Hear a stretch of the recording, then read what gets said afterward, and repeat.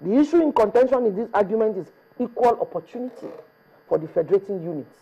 There are some people called the minority. The minority wants to have their say if the majority will have their way. That's exactly the issue, the political expedience of that instrument called zoning. So let me hook onto that question. Yeah. So if you say zoning will satisfy everybody, equal opportunities, what happens to the principle of the best man for the job? That's what I'm saying. You see, this is a country of 180 million people. There's hardly any geographical zone you go today, you won't see competence. The key word is the best man for the job. The best man for the job within the zone. So there are some... The best man for the job within the zone, not within the country. No. Look, what I'm saying...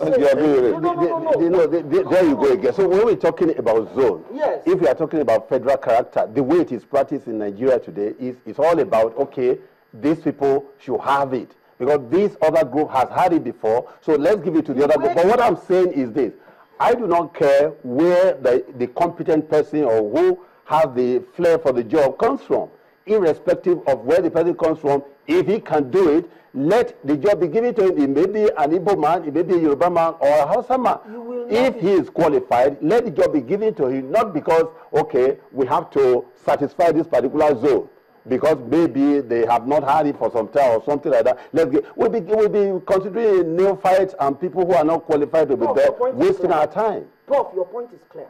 My point is, if you are practicing democracy in a federal system and a federal system of government, the essence of federalism is federating units, people of different backgrounds, people of different language, different nationalities, coming together to say, we want to be a country.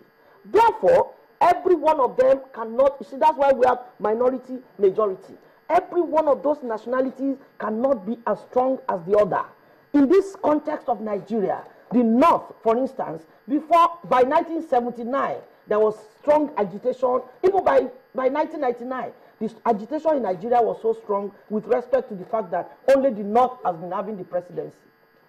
Even within the military, you can count many more northern presidents in Nigeria. The South began to say, okay, no, this country belongs to all of us. Let us find a way to ensure that everybody's interest is represented. Everybody has an opportunity to be carried along. Everybody's sense of belonging is made to blossom. It's a country that belongs to all of us. That was the essence.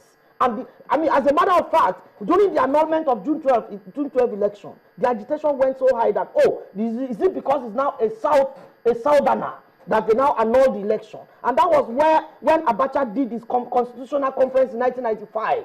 Alex Ekweme and Odume Gojuku, they came up with the idea of zoning formula of geographical zone, dividing Nigeria into 6 geographical zones to ensure that everybody within any geographical zone would have an opportunity and a shot at the presidency of Nigeria. And the Federal Character Commission is established to ensure again that, look, no minority or no any ethnic nationality is shortchanged. Dr. Adebulu, the Federal Character, has it functioned as it's supposed to be?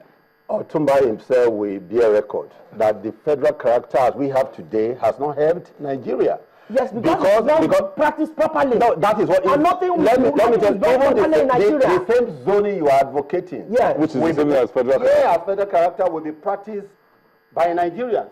So we are not going to import any group of individuals to come and practice for the same Nigeria. And that's why we are saying that competence should be made a yardstick, a major yardstick for appointment or even elective position.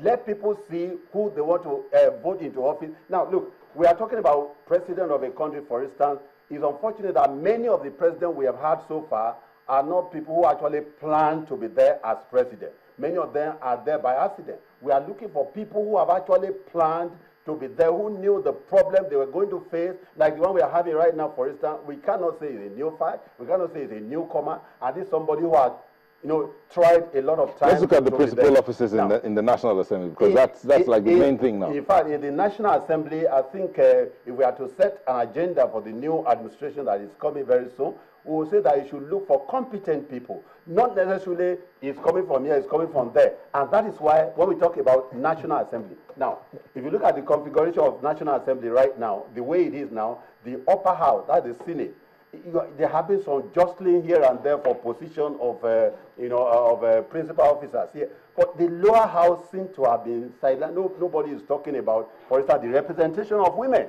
in that place. And if you see the number of women, the ratio of women who are coming to the National Assembly. That's zoning. Zoning can be gender, it can be geographical. Not necessarily. No. See, because not necessarily. We are talking about competence here. Let me bring my point. Let me bring my point. Okay. When you talk about gender now. Yeah, zoning by gender.